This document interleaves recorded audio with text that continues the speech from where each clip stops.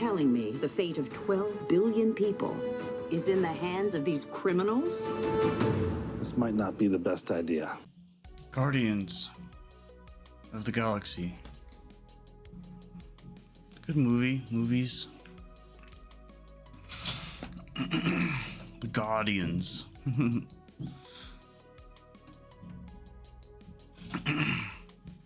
Yeah, you got Chris Pratt,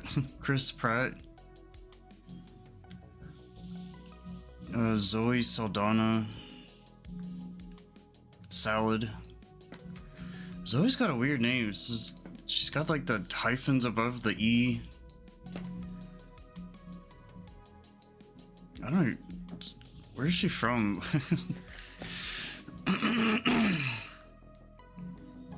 Funny enough, the thing of she's in like a lot of movies, but I definitely know her more from the longest I've seen her. It's from Lioness.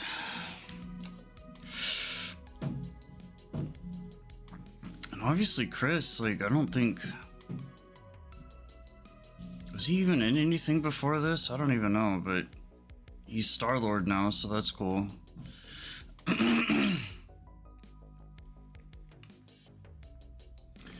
And I definitely like him. I don't know if this was more of like, I want to say I saw something like this is kind of his first big thing. I don't know. So usually they're in a lot smaller stuff beforehand, right? And they get really big, especially the superhero stuff. He was similar with Chris Hemsworth and whoever else. It's Dave Bautista. I know he's got like a wrestling or something background, but I know him mostly from this. I don't know what all the other stuff he's in. I wouldn't say he had a lot of roles till after this, really, if anything. He was in, what was it called, like Into the Lost Lands or something? I watched that recently.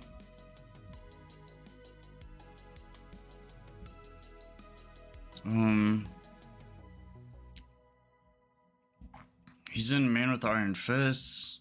I want to say he's in something else, I just can't think of it, but I like him, he's funny. It is, I don't know, him in this movie was kind of...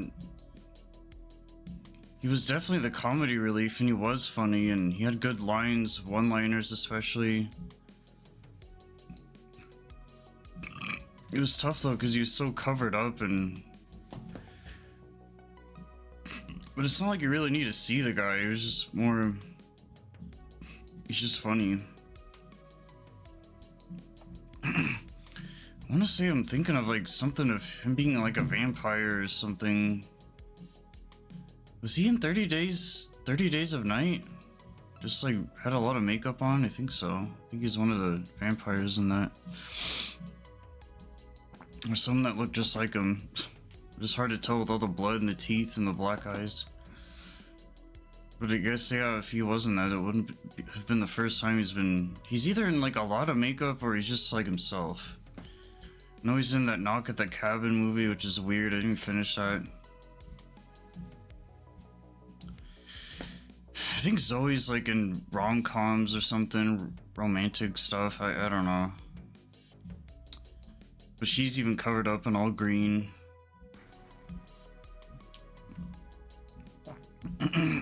And then I know Thor and me he's kind of included in a way.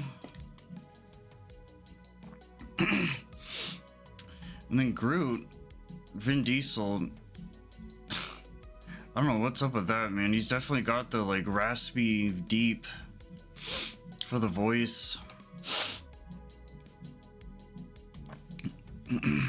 But you really wouldn't be able to tell it was him.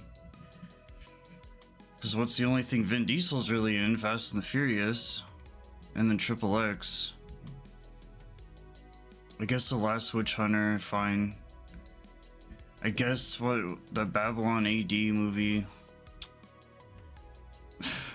Or something like, what is that what it's called?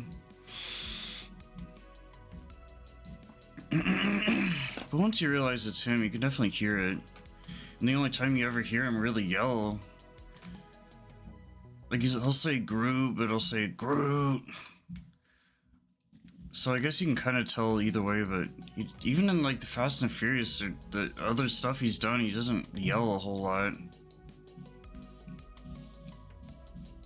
But when he does yell, it's definitely noticeable, and then obviously he's always trying to go for that like monotone, like, oh, I got a Morgan Freeman voice, you know.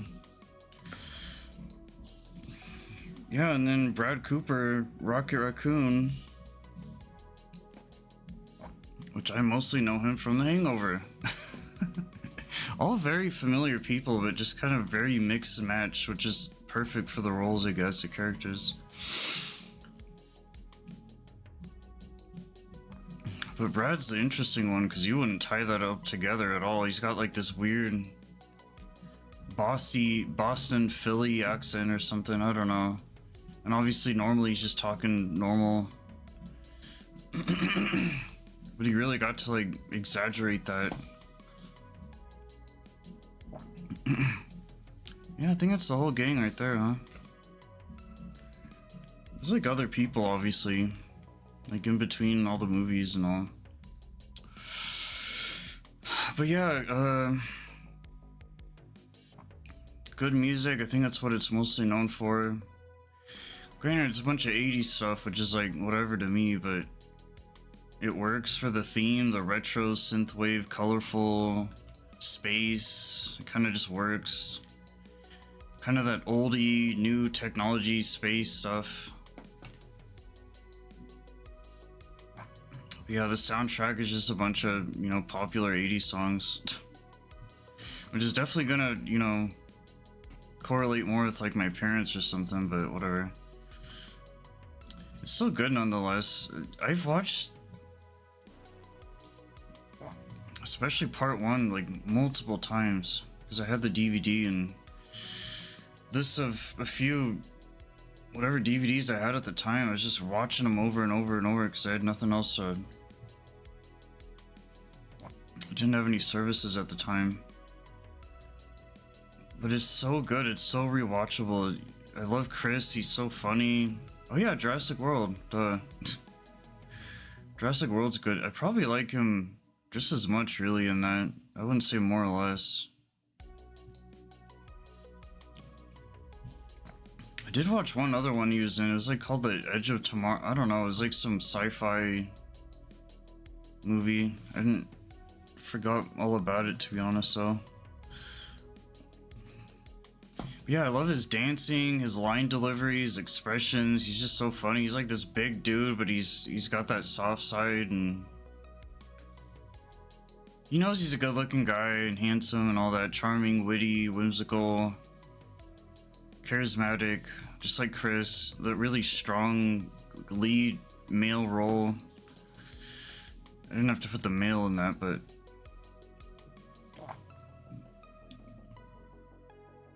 I mean, he's one of those guys that can pretty much carry a whole movie all by himself, but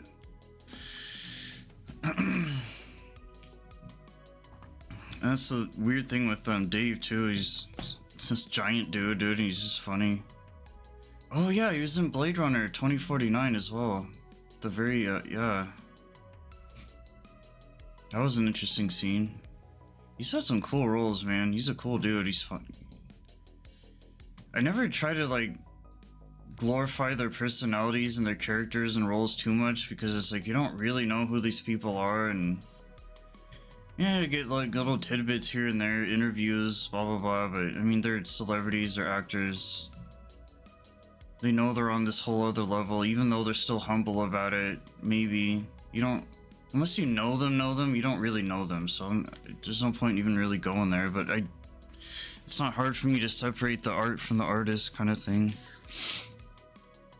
That's just whatever, but there's some other guest characters too. Bob C. Riley, Step Brothers. There's that dude from the Vacation Adam Sandler. Was it Adam Sandler? No, Couples Retreat. Yeah, Vince Vaughn. Adam Sandler. I know he did a similar movie. He did that one. What was it? Jennifer and that's whatever. But yeah, that guy's funny. Every time he said Monsieur Maxwell, he's just like a good. He's like a side guy. But yeah, I don't know. It's good. Like eventually, Kurt Russell's in there, which I didn't really. I'm not the biggest Kurt Russell fan. The only thing I would like him in the most is Sky High, the superhero dad, just because it just really fits his like, oh, I'm the best, look at me personality. It's like, all right, Kurt, settle down.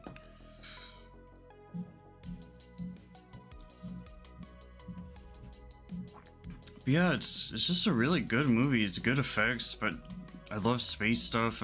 Anything space, really. I love all the tie-ins. They're a really important, underrated underdog, and that's kind of their whole shtick. Is like, you know, hey, we're not like, you know, Superman, blah blah blah, but they're like the Marvel Suicide Squad, basically. Because it's not often you have like such a big team like this either, so I guess in that sense. You know, because usually it's Batman or Robin. It's always like one dude or chick or something. Wonder Woman, Aquaman, blah blah blah. But even if they have a sidekick, it's not often either. So, but it's pretty much Star-Lord. He's the leader. Everyone else is a sidekick. So, but I love the team dynamic. I love the fact that it's not just one person. That it's not even two people for that matter. It's multiple. It's kind of like Batman and Robin and Batgirl. I love that teamwork, because there's more bantering, there's more conversations, there's more bonding, there's more friendship, there's more talking, there's more dialogue, there's more together, like all these things. And I just like seeing that. I like them spending time. I don't even care about the fights or this or that. It's just, I just like seeing them kind of being with them, hanging out and chilling.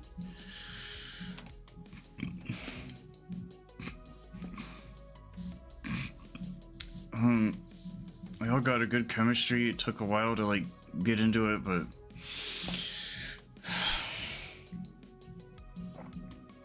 very like ragtag assembly, but it's not like the Justice League or Avengers or, you know, but I like that they're divvied up enough where they all have their own strengths and weaknesses, and it's not so much like one person's more overpowered than the other.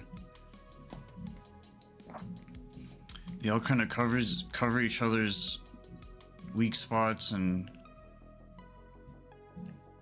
it reminds me a lot of like anime. They're very team-oriented, getting things done together and kind of... And that's something I've never been super familiar with either, is teamwork and like beat sports or something, or being so into like one sort of hobby that it kind of gets spread out that way. And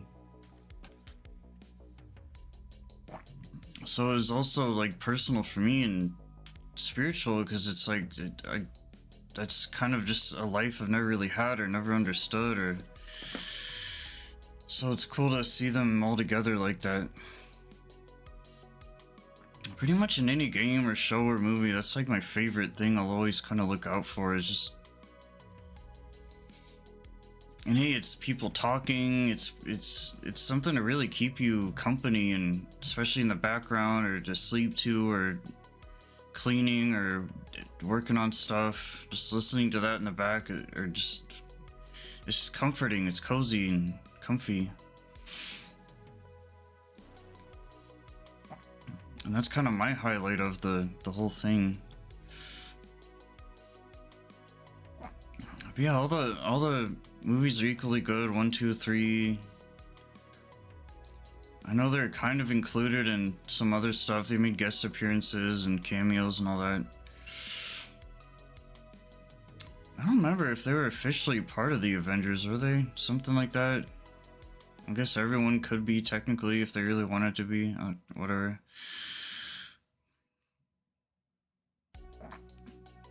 But yeah, just good. I know all Marvel stuff definitely has that comedy side to it, but it's way more apparent in this. Something like this, something like Thor, it comes out a lot more and more often throughout. Which is never a bad thing, because it's like, hey, if you want to laugh, great, no matter what mood you're in or how tired you are. If you don't want to, that's fine too. There's plenty of other good stuff there. But yeah, they're very important, obviously, being tied to like Thanos and Infinity Stones, and there's Space Rangers.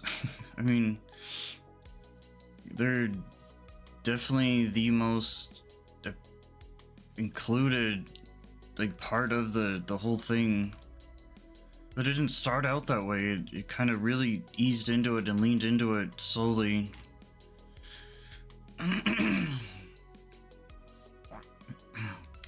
All the movies are equally as good. Obviously the first one's more the origin story ish, so that you can't really go wrong there with that.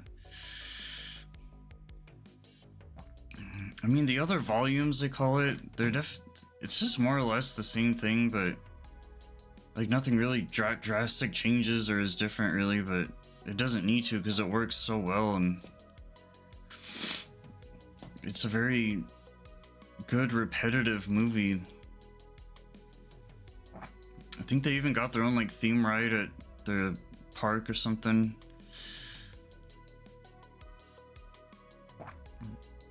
But yeah, I love Star-Lord. I love his like mask thing. Reminds me of like a Nazi or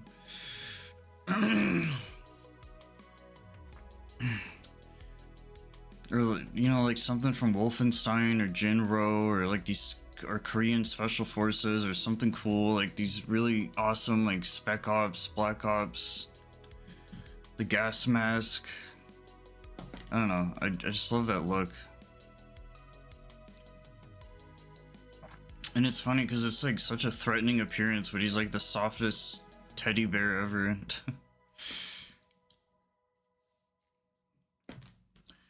Yeah, it's cool. Like he eventually becomes the leader, and but at first it's very timid, and he's like, "Hey, am I worthy of?" Because it's not even like you're becoming the leader of yourself.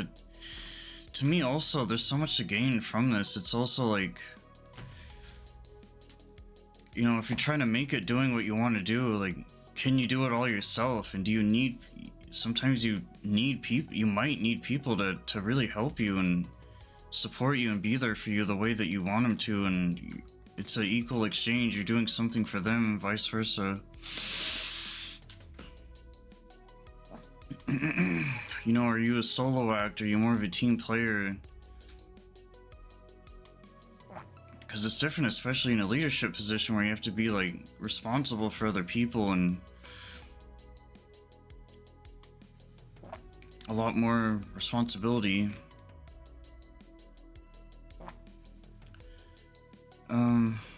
You know, a lot of good personal stuff to gain from it and learn from and acknowledge and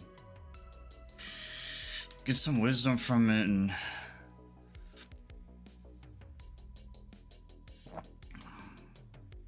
but yeah, it definitely gets. I definitely didn't like 3 as much. 2 was really good. I think 2 is probably stronger than 1. I think 2 is that nice, sweet middle spot where they kind of found their grit.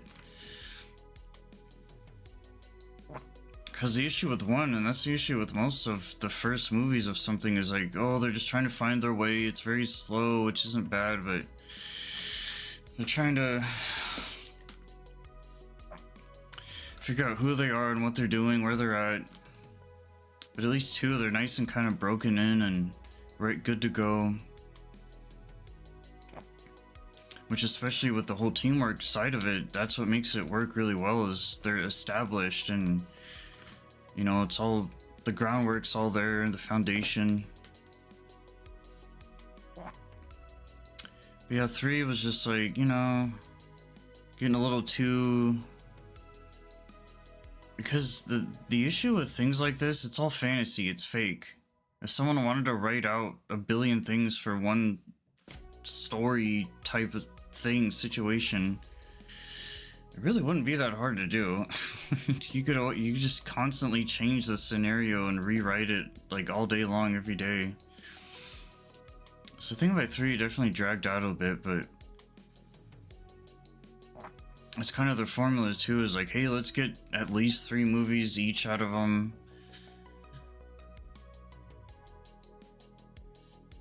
But it's so weird, this whole Disney machine, it's like they really, I know it's all coming from comics and, you know, George Lucas, they're pretty much just riding on everyone's coattails, but it works, man. They're really good at extending shit and prolonging more and giving you more, which is definitely not a bad thing. I love that it's all like a hub of just so much good shit.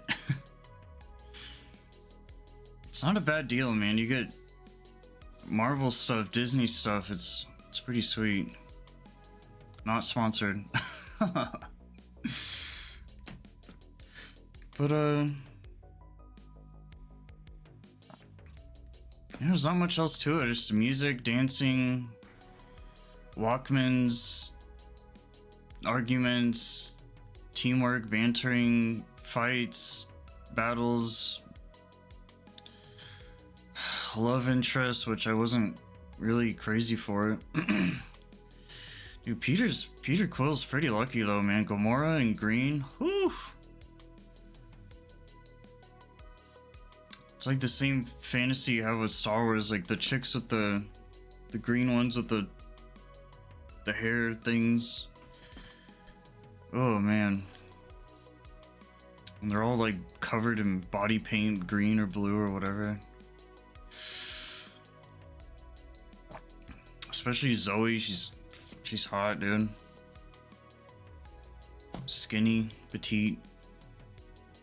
I saw her the most in Lioness, which is an interesting role for her because it wasn't just like a typical thing. Like that was her up in the action and being on the front lines, and like she's tough and but still like hot. I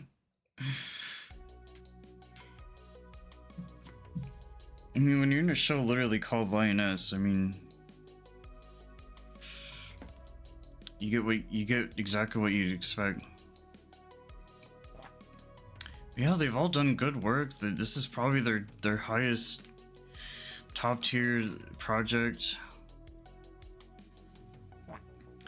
James Gunn did a good job, obviously, as he usually always does with all his other stuff. He really delivers, and I think the fact that he worked on this and Suicide Squad,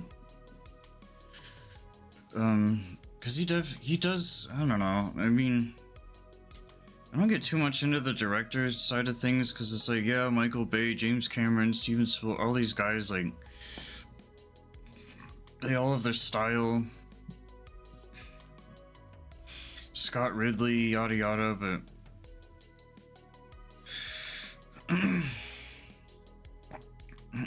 it's just cool, and like, they found their thing, they found their lane, they found what their strong suit. Because the fact that James does horror stuff is weird too, but it's also like borderline B horror stuff. And I don't know, I just love like looking into that kind of stuff. I love the process and all that, and behind the scenes, bonus features, extra features and all that. Yeah, it's pretty much just them saving the world a little bit at a time in their own way, where they're at, what they're doing, which is cool because everyone's kind of doing their part, and no matter what corner of the universe they're in, space, Earth, whatever, Asgard, they're always kind of, and I think that's the ultimate message, is like, they're doing their part no matter where they're at, where they're from, who they are. They're making it work, keeping the world spinning. Just helping out and being a good person, a good people, and trying to make the world a better place. And that's why this works so well, is because it's just such a common, normal type of thing to just everyday, general basic kind of idea and concept. It's simple and easy, but less is more kind of thing. So it's kind of hard to not praise it, because you gotta give it some credit, and it does its job and it does it well. And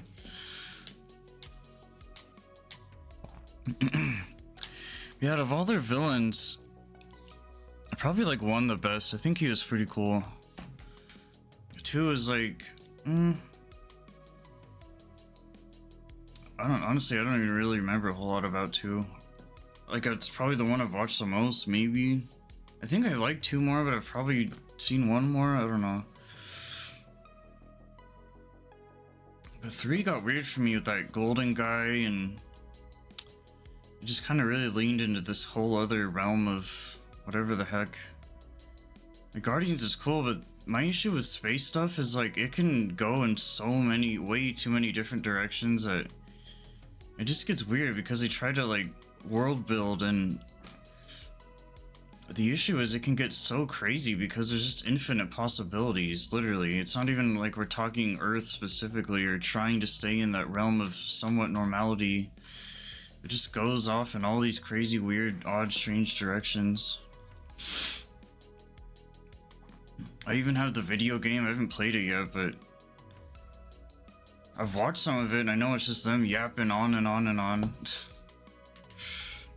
But it's kind of the same problem I have with what I've seen in the game too, is like, it's just, there's so much, it's kind of sensory overload type of thing where it's like, dude, not only are they constantly going on about something, which is nice in a way, at least they keep it going.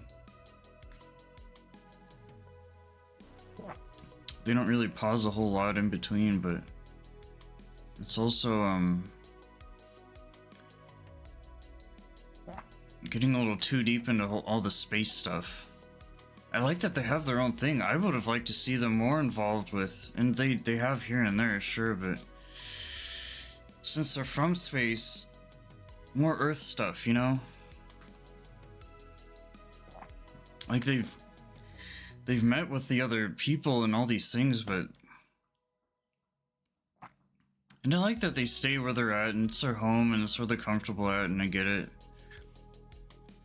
But I love that they're like foreigners. They're like Gaijin. They're from another world and country and place and thing, and it's just cool to see them like mix together and fuse and create this whole new community, or whatever you want to call it.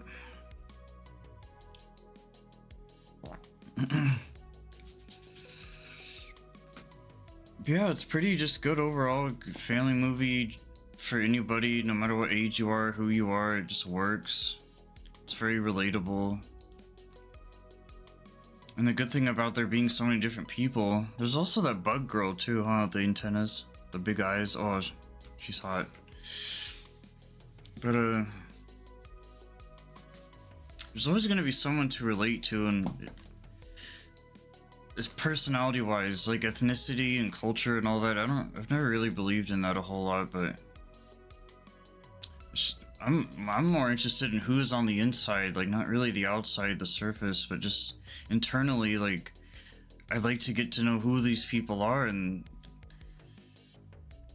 I love the whole, hey, here's an actor, a person who's playing a role, but this is the character, and then you kind of, this is what you get. There's always such an interesting outcome. I've always liked that whole, like, you can be anybody you want to be, and I could be anybody you want me to be, and kind of in that very neutral zone of, like, you can kind of just make it work no matter what. because you kind of have to in a way because of everyone's so different, but yet the same, and I don't know. But that's the kind of stuff that I get from this, is just this full circle, all around. It's good. Guardians of the Galaxy. I thought your thing was a sword. We've been hired to stop an interdimensional beast from feeding on those batteries, and I'm gonna stop it with a sword. It's just swords were your thing and guns were mine. But I guess we're both doing guns now. I just didn't know that.